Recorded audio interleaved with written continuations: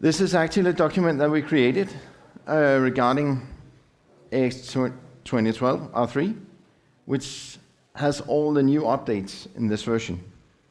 So it's mainly for you to see what is to expect for those of you that is not running or actually are thinking about going to the R3 version. So here you can get a preview of what is to expect. This is a table of content saying this is all that we have been doing for this R3 version. This is all what is improved. And the main thing of the R3 version is that we have had a new warehouse management and transportation management module in R3, which is a solution that we bought from a company in the US called Big Horseshoe. It's their solution that we have implemented in AX, and from our own point of view, made it even better.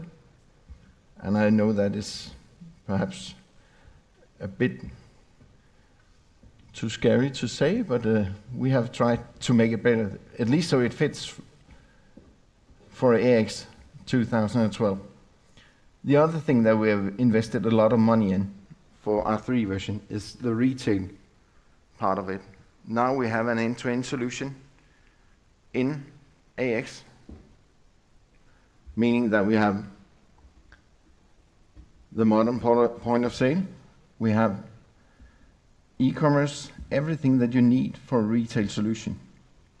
So these are the two big topics for the R3 version. Even though it's not to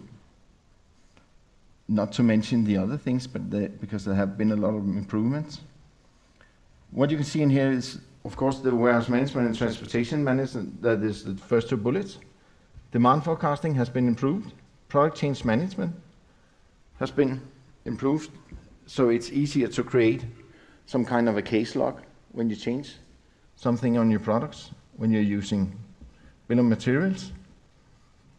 We have a serial number tracking enhancement that is mainly for the retail part of it, because you need to track and create warranties for the products that you sell. Trade allowance, and so on. I will not stand up talking about everything of it, because one of the main issues for me also, or for Microsoft, as I have to say, is the CRM integration that we created, because it has been improved a lot. And what I hear from the Danish partners is that it has been really a big topic for the Danish customers. And they have been very, very happy to see that this integration really works. So they don't need to create or customize a lot to make it working according to Dynamics CRM, which means that you can easily, much more easily, run both solutions. So you have the CRM system for your sales department, and even though they create any sales orders or whatever it might be, you can flip it back to AX and it will be real-time updated. Also, the project client integration has been improved for those of you who run project for resource scheduling in your companies. It has been a severe investment, and it has really been a great thing for R3. Management reporter, I don't know how many of you who knows it, but it was something that was introduced in R2 in CU7, I think it was. I don't know exactly. Which is an SQL reporting environment, which can make it easier for you as a customer to create your own reports. Previously, it has been that you could take the one that was following from AX. You could create your balance report, your own, in sort of. Actually, you could create how it should look. But the management reporter really makes it easier for you to get your reporting done in a proper way. And that is also because if you have intercompany transactions or you want to consolidate several companies, to make a consolidation report, you can do that in the management report. That's a really strong tool, and it can do it across currencies and so on. So it's something that is worth looking at.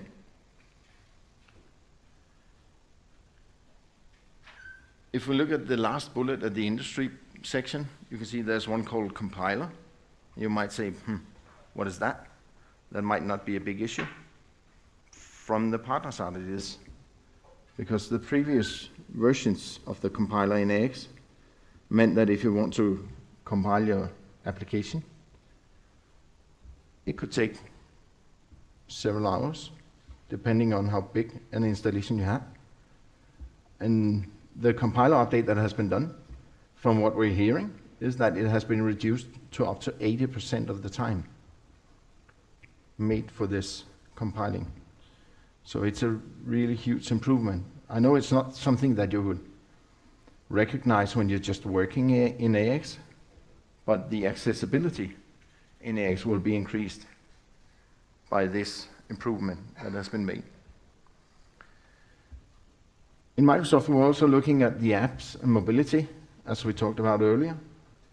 And right now, as you see, we have Windows 8 applications. That is, of course, the app framework where you can create your own apps and introduce it to AX. You have the modern point of sale. And of course, you have the timesheet, expenses, approvals, and business analyzer. Business analyzer and expenses was there earlier for the R2 versions. But the timesheets and approvals and the shop floor app is something that is new and is really comprehensive to use, especially the approval app, in my opinion, because if you're an approver in the company, you can have the ability to approve expenses, you can approve timesheets, and so on. So it's a great feature that this has been created. Then, of course, we have the lifecycle services, as I touched earlier, was telling you about. So here you have in other bullets how it works, or actually what is inside it. I know you just saw the dashboard, and it might be a bit strange just to see that, but it was trying to introduce to you, if you wanted to experience the portal yourself, you know what you would like to expect behind it. And of course, at the end, we have the cloud things, or the cloud upgrades that we have created. So you can see what is in this R3 version. But again, to get back to where I actually started, is warehouse management, transportation management, and retail. That is the big topics that has taken huge investments according to R3. Okay? I'll try to switch to another one.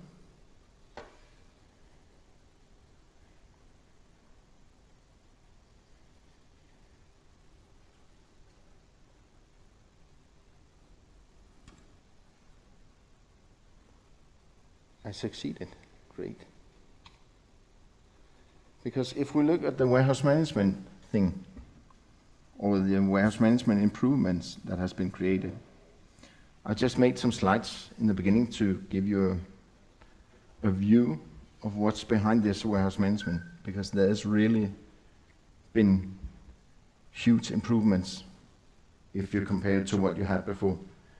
And I might need to tell you in the beginning that, before we get too deep into this one, in R3 we have the old inventory module, if we might call it like that, the old inventory module, and we have the new warehouse management. So we have both modules in the AX R3. And this is just because at this point we don't have some kind of integration that could put these two modules together. So you will still be able to use either the old one or the new one, or both of them combined. It's up for you to decide.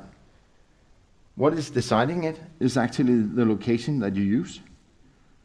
On that one you just choose, is this one running the new warehouse management features, or is it running the old inventory module. I know it might seem a bit strange for you, but that's the way it is at the moment. But Microsoft are aware of it, and we'll try to make them as one module in the future versions. If it's going to be there for the next one that I tried to introduce to you earlier, I don't know. I haven't heard anything saying that it's going to be there, but it is a point they would like to reach. But for the new warehouse management system, these are the 8 topics that we'll try to reach, saying that we would like to have this module integrated in AX. You might say, okay, that's easy because the old one, inventory, it was integrated in AX. Yeah, it was, but this is a new module that we bought. So it's not an ISV solution that you need to have running for AX any longer. It's in AX, which means that what we call it one truth, meaning that everything that you update in AX will be seen in AX and will be real time for everyone. The visibility and the traceability is there because everyone can see what is happening, who is going to do what actions on your warehouse when you're using this system or this module. It's scalable. I will show you a bit later. And it has some proven concepts, but when you think about that this is a module that has been running at Big Horseshoe for a long time. So it is a concept that works, even though that we have created some improvements to it. And why have we done this? It's just to make the cost reductions for you as a partner, or as a customer, because when you're using the new warehouse management, you will see, or you will discover that you will have a cost reduction because every action in this module can be designed to go faster, which means every cost will be reduced. If we look for some of the big topics of the supply chain, I don't know, is it difficult to see the last part of it? No, I don't think so. This is some of the investment areas that has been changed, and at least the 2 middle ones are fairly new. Trade allowance has been there in R2 in some of the last updates, but has been extended. And this is just some wordings about what is to expect in these environments and why have we done this? Because we have the evidence part in the last part of it. So you can see this is why we want to introduce these features for you in R3. And mainly, what have I heard from our Danish partners that has been implementing this warehouse management system, or R3, I might say, for some of the Danish customers is that it's been more flexible. It's easier to create your own workflows, to say who can do what and how far can they go when they are working on the warehouse. And actually some of the Danish partners has told us that the new R3 solution that we are creating are giving them a bit of worries because their developers, they find it hard to give them tasks to do because the R3 version has been very configurable, which means that it's easier for you as a customer and also for the consultant at the partners to do a setup that is matching the requirements that you have as a customer. Which means you don't, in the earlier versions, if you wanted to make some specific things for you as a customer, saying this is our policy, this is how we do it, normally you would reach out to your partner and say, you need to customize these things in our AX to prevent things that we don't want to see happening and to do it the way that we like it to be regarding our policy. This is easier for you now. You don't need to pay for huge customizations. Of course, there can be some. There will always be, because we can't reach out to anyone or to everyone. So it will always be that something needs to be changed, and you might have smaller customizations that you had earlier, because it's more configurable for you. For the manufacturing part, you see this is some of the updates that has been changed or extended. And if you look at the product change, you can see that is where we have this case management update that we created according to the products. So this is just to give you a short view of why have we made this.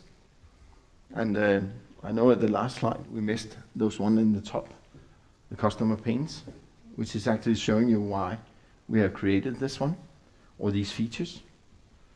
But if I go back to the other one, you will see the same topics are mentioned under each of these modules, but you just missed the part in the right corner.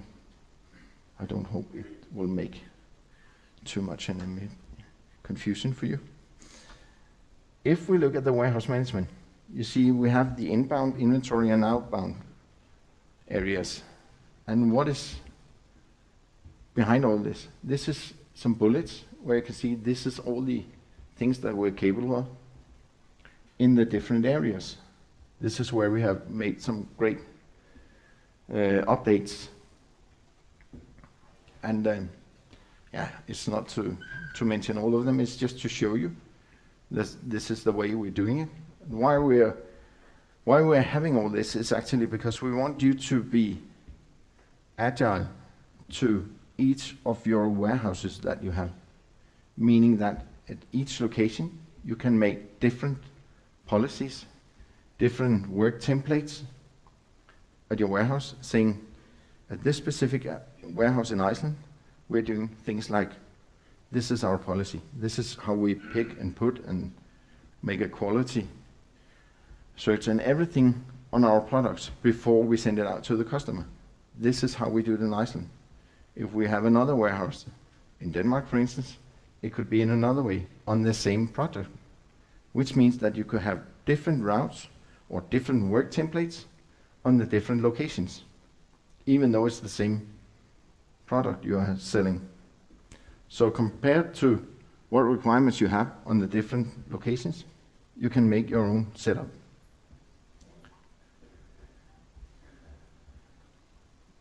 I won't go too far into this one, because this is also, it's just another slide telling you in other words how we are going to create these topics, what is behind it. And I think I will try to go to the eggs now. So this is actually from my cloud environment that I've created, or actually it has been giving. It's a virtual machine that is running on the cloud app.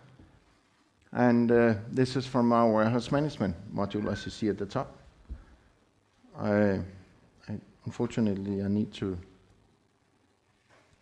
be running back and forth to show you. But at least if we take it like this, you can see, even though it's an ISV solution that we bought and put into AX, it still looks the same as every other module. So there won't be anything new compared to what you will used to see in your AX version. It's still structured the same way. And what I'll show you actually is that we have these work templates. So, because this is actually a huge module.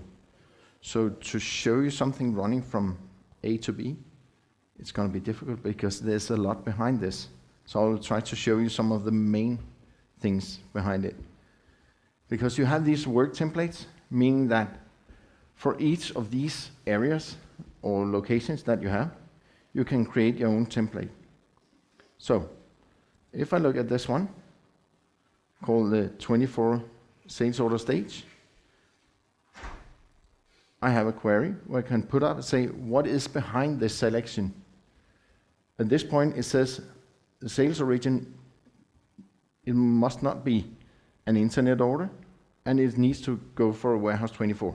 So this is a rule I create for this one, which means that for each time I have any action on warehouse 24 that is not an internet order. I need to have a pick and put strategy. And where do I need to put it? I need to put it on my BEDO, meaning no matter where I catch this product on my warehouse, I need to end up putting it at the BEDO, so the transportation can take this out to the customer and provide his work to be done properly. This is where you can create some work templates, and you can create a lot of them if you like. It depends on how specific you want it to be. Each of these could also be created in the query to who is working on this location or this warehouse. Meaning that if I'm running a warehouse 24, I will be able to just pick this order and not to do anything else. And another guy, another of my colleagues, would be able to put this one away to the BEDO. So I just need to pick it and put it someplace where he can pick it and put it to the BEDO. I know it can sound ridiculously, but there is some limitations, especially in the US, that requires this. It depends on how long you've been working at this warehouse, and so on. And actually, it ends up how much you're paid, but that's another thing. If we look at these work order types, because this could be, it could seem pretty easy to set up, and it could be very difficult to set up. It's up for you to decide, both as a customer and for your partner, of course. Because the main thing in a warehouse management system is that it is huge, very, very huge, and it's very configurable, meaning that if you want it to be very specific, you might get lost in it. And it's not to say that you're stupid or anything else. It's not meaning by that, but it is very easy to make a configuration where you say, why are my products not leaving this warehouse? And that might be because I made some setup according to the sales order on the different warehouses that is creating that this product is not leaving my warehouse. So when you use the warehouse management system in the beginning, make it as easy as possible. Then you can extend the specific routes or work templates as you like. Because if you try to make it complicated from the beginning, I promise you, you'll get lost. Because you see in the top of this one, we have the work order type. This is sales orders, but we can create it for each of all these actions that we have. So, if you like, we can make an easy setup for the purchase order, saying we're receiving these goods. It has to be delivered or put on our warehouse at one specific place. Or we can make it much more complicated when we're talking about sales orders. It's up for you to decide. Also, depending on which of these actions are you using on your warehouse, because there could be a lot that you won't use, and of course you don't make any setup for that. Into this setup, you can also create some specific setup for the different locations or warehouses, saying, if I receive this item on my warehouse 24, as we had before, if it's one pallet that I receive, I'm allowed to put it on this specific location. If it's more than one pallet, I'm allowed to split it, put it two places, or I need to put it elsewhere. And it could be if I receive less than one pallet, it's not the normal place that we try to store these goods. You just need to put it elsewhere in your warehouse. So, by that saying, you can make some very specific setup for these products that you receive and you want to sell. And you can make it very easy.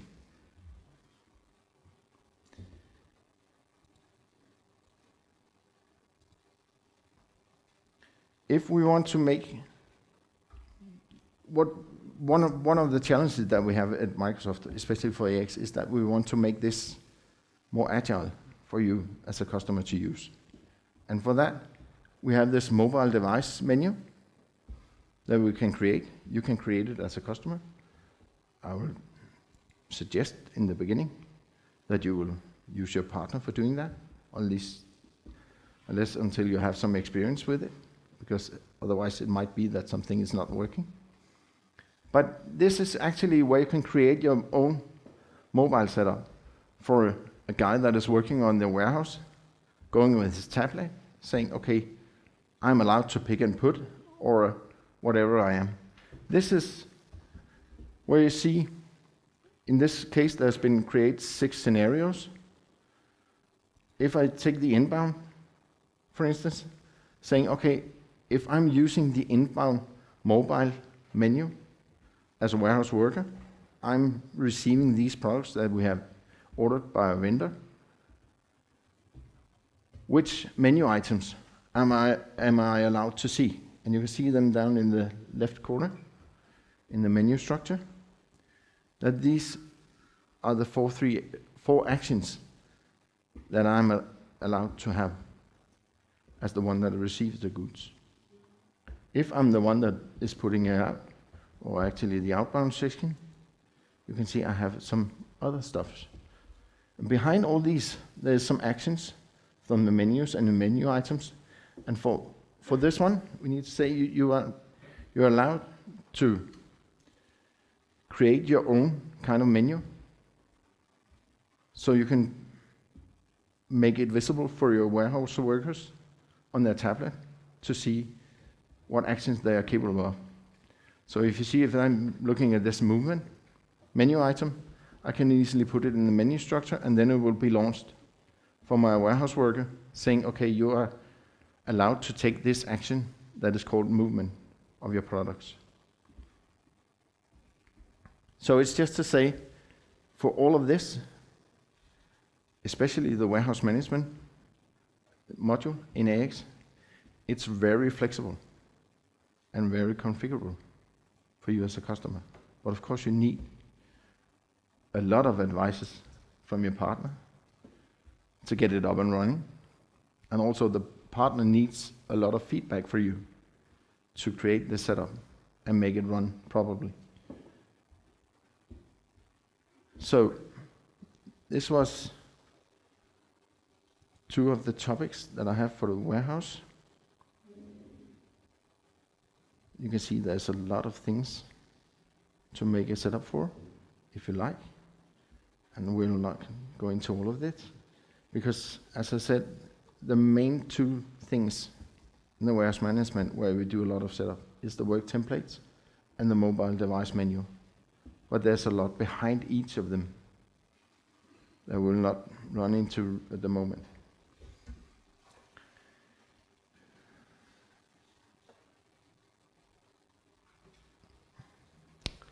Yeah. Oh, it's 10 minutes? Okay. Then I'd rather go to the budgeting part too. We have made some improvements to the budgeting part. I don't know how many of you are using budget for AX? None?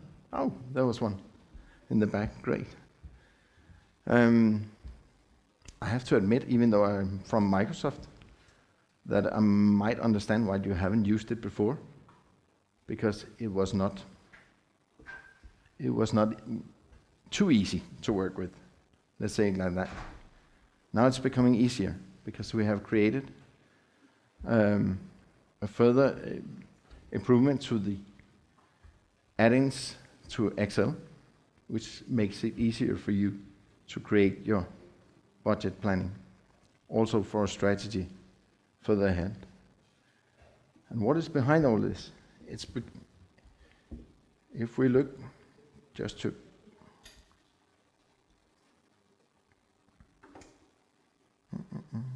there it is.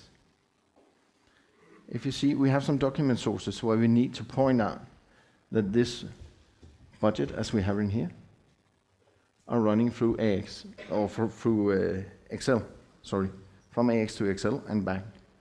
we need to create some document types for make it running.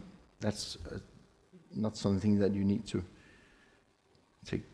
pay too much attention about, because it's obviously your partner that will be doing that.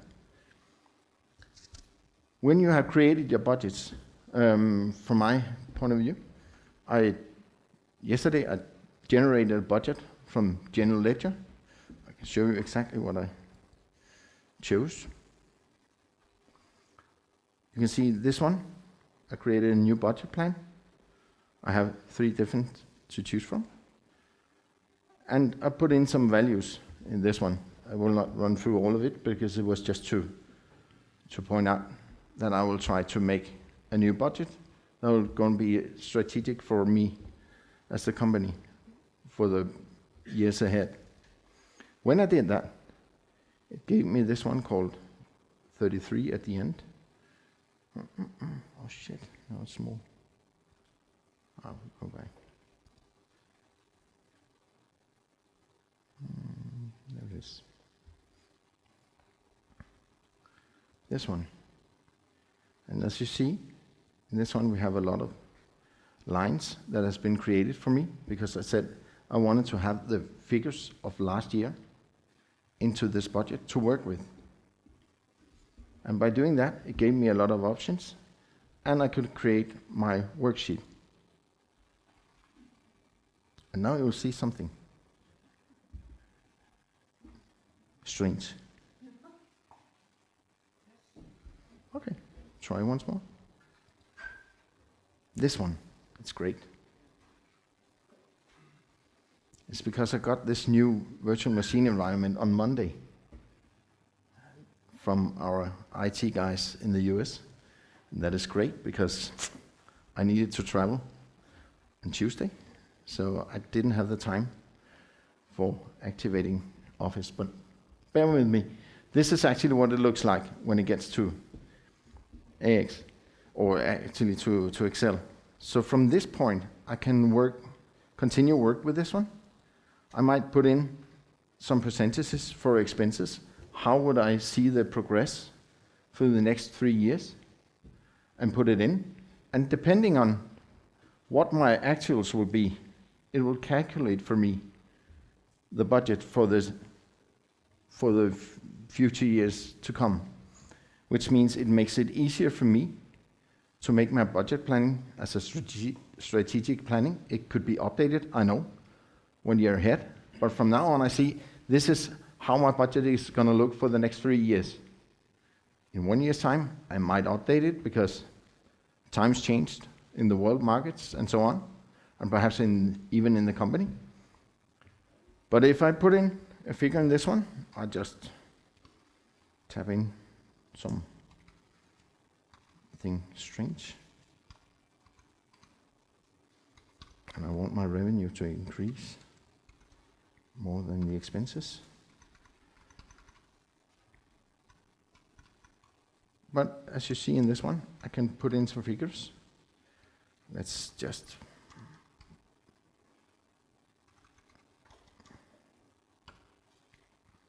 and then you can see it has calculated my budgets for the future years. And I can put in figures in all of these columns. I can even add to it if I like, and then switch it back to AX.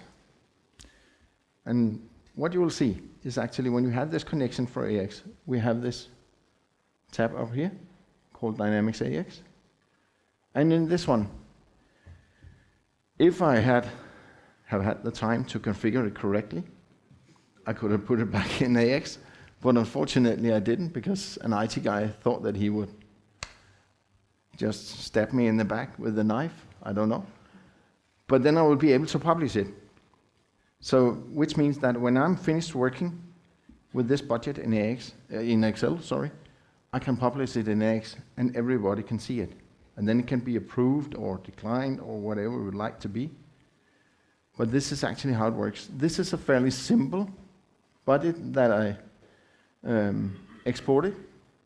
It could be an even further one, relying on different departments in the company or cost centers or whatever it should be.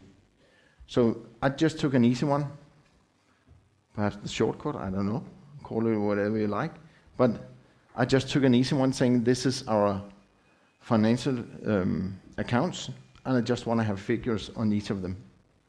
But I could have made it for different departments or different cost centers and then send it out to the responsible persons saying you need to put in some figures for our budget planning for the next 3 years, and then send it back to me, and then I'll upload it in AX if I'm convinced that you put in the right numbers, or perhaps if you have the trust in the people, they can do it themselves. So this is actually the extended version of how AX's budgeted planning are running. It could be very simple, but it could also be very advanced. That's up for you to decide. Any questions? Yeah, but I'm done now. Any questions about this? Otherwise, I'll be here for the rest of the day. So, it's not about the budget, it's about the mobiles. yeah. I'm very much interested in mobiles and apps. Mm-hmm. And is there a possibility today? I have R2, I think, right? To have our salespersons to have mobiles and sell straight from us. So the system Yeah. Yeah. No, we don't have a sales order app at this moment, as you would like to see the sales order menu from AX as an app. But I'm pretty sure it will be coming. If you had it running through CRM, created that way, you would have it as an app, because it is created as an app for CRM online. But at the moment, not for AX. But I think it's something that will going to be there at least, because in Denmark we have been in the spring. We run an app workshop for some of our Danish partners, invited them, saying, okay, we have a companionship with a company called Blue Fragments that is very much aware of applications, stuff like that, saying, okay, we want to create new apps for AX. What would you like to create? What do you see as a need from some of your customers? And they were in, and we created some new apps, and we are going to run this initiative again this fall. So, and it's going to be extended, I think, also for some of the other companies around the world of Microsoft subs.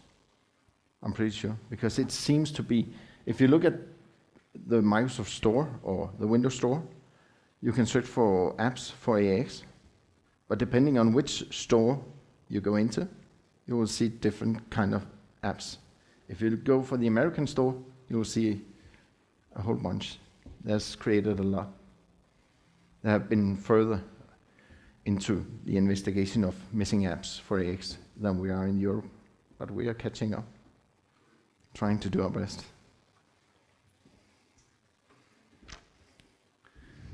Yeah.